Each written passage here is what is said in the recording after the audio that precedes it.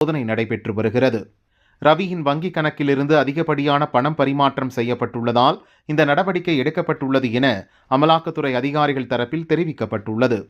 தொடர்ந்து அமைச்சர் நேருவின் மகனும் பெரம்பலூர் எம்பியுமான அருண் வீட்டிலும் அவருக்கு தொடர்புடைய பல இடங்களிலும் அமலாக்கத்துறையினரின் சோதனை நடைபெற்று வருகிறது.